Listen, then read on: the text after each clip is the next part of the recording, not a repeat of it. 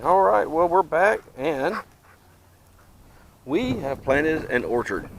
So, just going to show you what we did. We got our trees from Willis Orchard in Georgia. Uh, we bought them. They've never heard of us.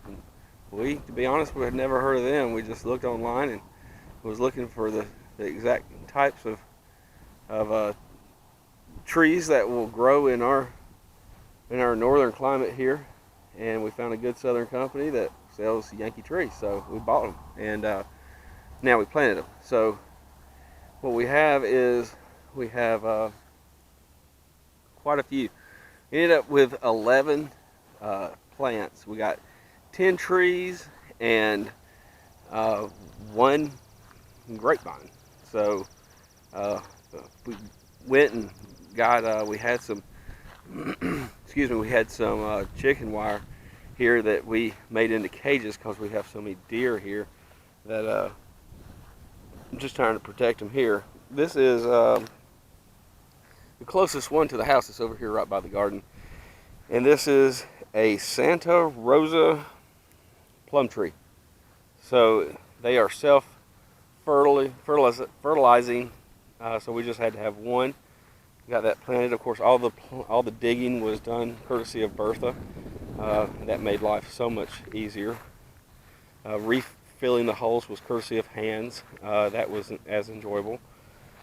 This right here is an Alberta peach. All these, like I said, are supposed to be good to go here in our zone, which is zone 7. Let's see, what is it? It may be 6. I don't know. It's a 7A, I believe. Maybe 6B. One of those. Anyway, it's cold hardy for this area. But the peaches as well just need a single tree. I'm sure you get better fruit production if you have more than one, but you technically don't need but just one. So if you kind of see where the shop is, the house is, you have the peach tree here, plum tree there, and then you do have to double up when you get apples. And our neighbor here next door has apple trees, and we wanted to make use of some of his trees to help with ours as well. So we have two apple trees here. This one right here is a Fuji. This is looking really good. These came this size. This is the size that we purchased. They were a good price. We bought them last November. I believe it was last November. I think the first part of last November, and then they ship them to you whenever basically it's ready to plant. So we got these probably, I'd say 2.5 weeks ago, and the dogs are doing their meet and greet over here. And then we got them in the ground about a week ago and been watering them. In fact, we're going to water them again today. This is the other apple tree over here. These are bare roots, so that's why they look like bare root trees, because they are. This is a Honeycrisp. So, good size tree here. This is, I'd say, they're all supposed to be 3 to 4 foot, as you can see on the label here, and they are exactly that, at least 3.5 foot tall, if not better. And then across from them, we planted these to be about 60 foot away or so, I believe. And that's just because if we want to come in later, we can double up, put more trees in the middle, and have a concentrated little orchard here.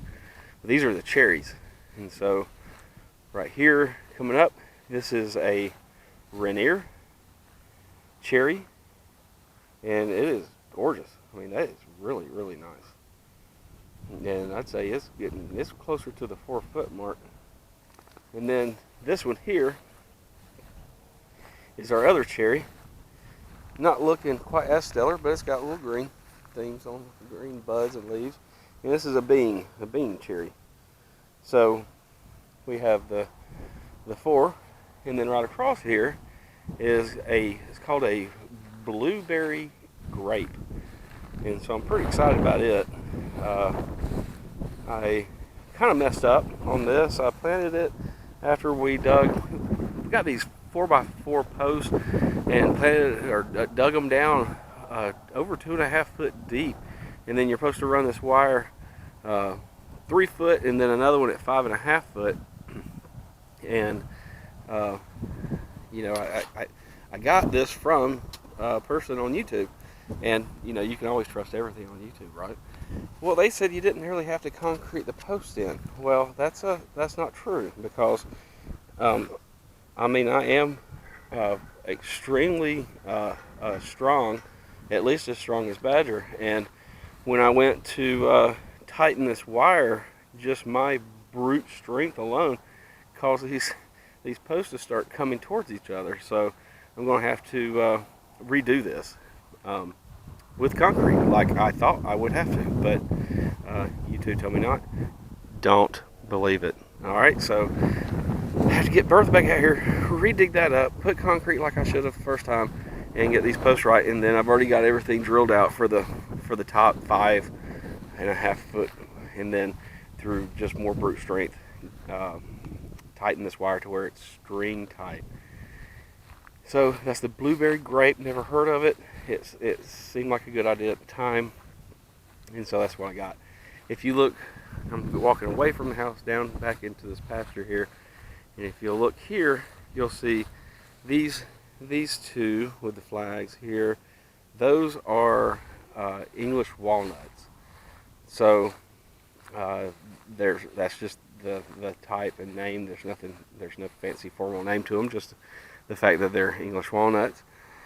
And then here, these two, see if I can get this in some kind of reference here. This one here and this one here on the end are pecans, and now they do have names. This is a Moreland right here, and that one is a Pawnee back there.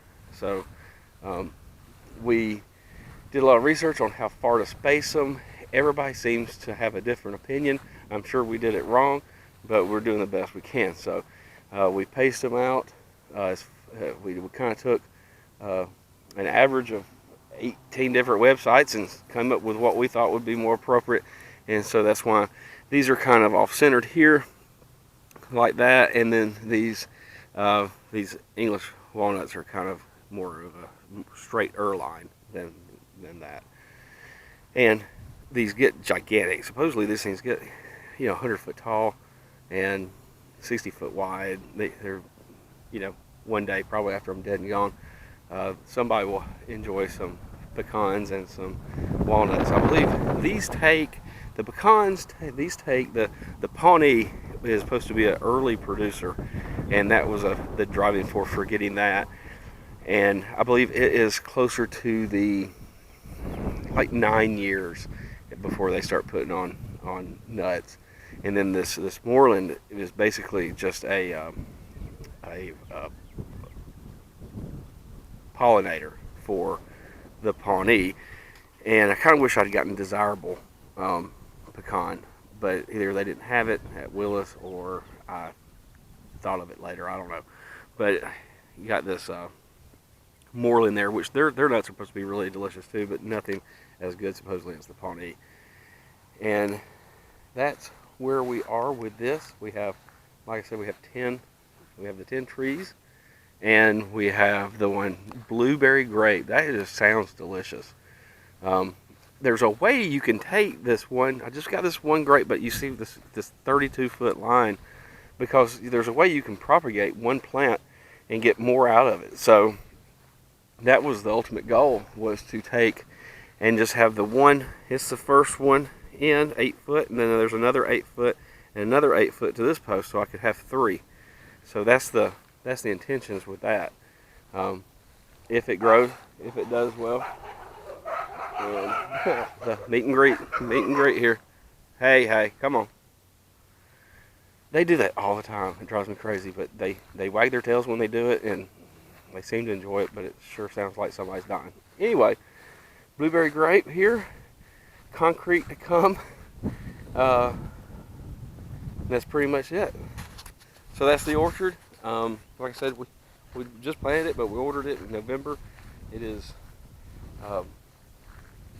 something to look forward to. I think the plum tree is the fastest of the producers. So probably, well, that's not true. The grape vine should produce either this year or next year. I would guess next year, but supposedly it's a 3-year plant already. So maybe get some grapes this year. The plum tree is about 3 years. Peach tree's like 5. The apples are around 5. The nuts are a decade. So nothing will be enjoying any fruits of our labor right this moment. However, in the years to come, we'll either be enjoying them, or somebody else will be enjoying them, or Badger will be enjoying them. But pretty excited. Never had a fruit tree. Never had a grapevine. That's pretty weird. Hope you enjoy the video. Thanks for watching.